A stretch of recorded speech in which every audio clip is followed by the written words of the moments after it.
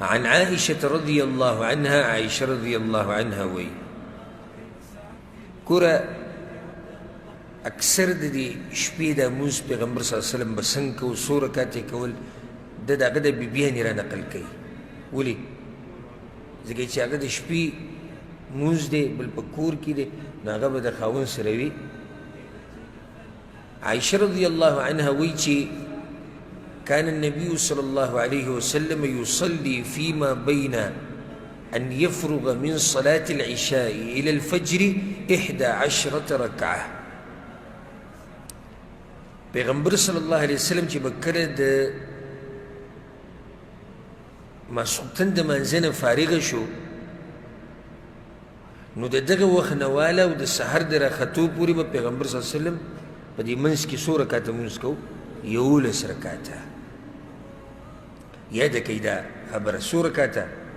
11 او یو واضح حدیث دی چې وایي کې د رمضان ټکی راغلی چې پیغمبر صلی الله علیه وسلم په رمضان او غیر رمضان کې 11 رکعته مونځ کو نو دلته بیا دا خبرې کول چې پیغمبر صلی الله علیه وسلم به تراویح څو کول دغه تراویح دي او دغه تهجد دی او دغه قیام دی ما تاسو چې ټول یو مونځ دي دې ځکه وګوره څه وي د عفوا د ماسخوتن د منځه نه چې به فارغه شو او د سحره پورې د دې پورې منځ کې به 11 رکعته کول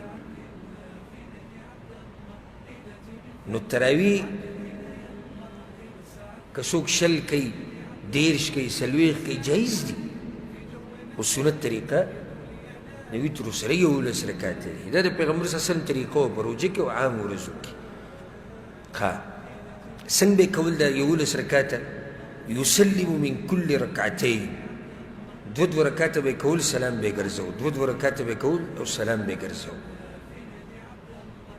نو چې کله به لس رکعته پوره کړو ويوتر بواحده یو رکعت وتر به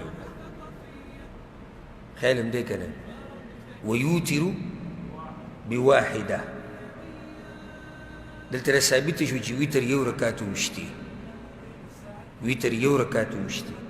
او د ویتر ځان له باب را روان دی ښه تفصیلي به درته بیانوم چې ویتر 1 3 5 اووه 9 دا ټول ثابت دي د پیغمبر صلی الله علیه وسلم خو موږ تعصب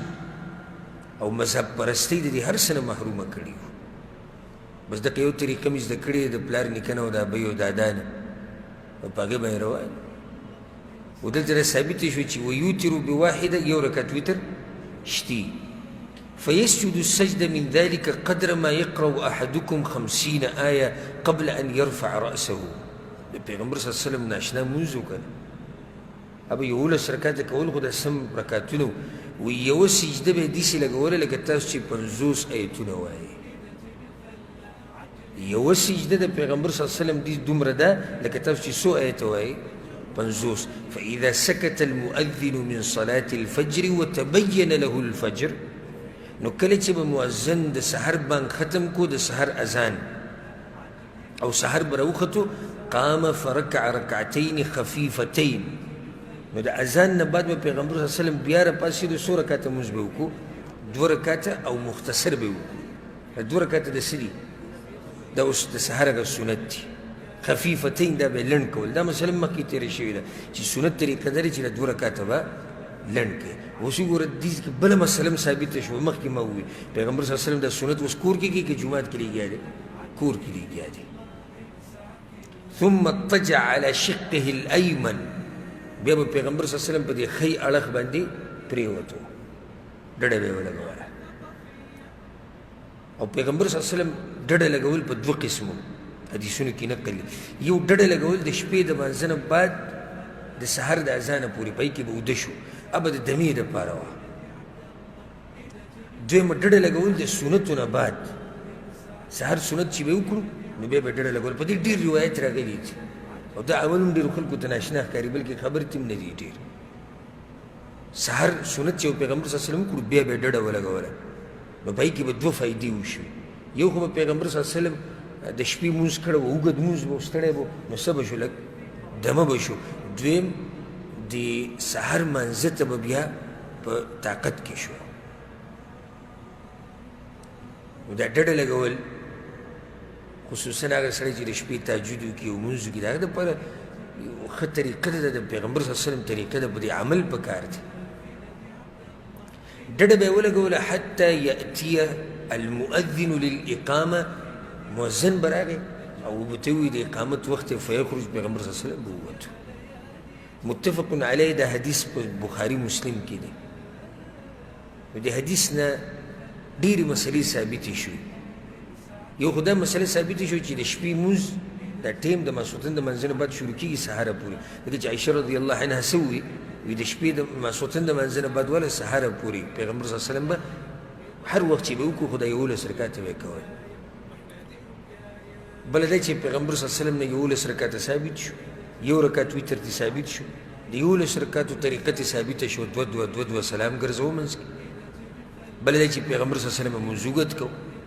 بله دا مسله تی ثابته شو چې دا 2 سنت به مختصر کول. بله دا مسله تی ثابته شو چې د سنتو نه بعد به څه چل کو،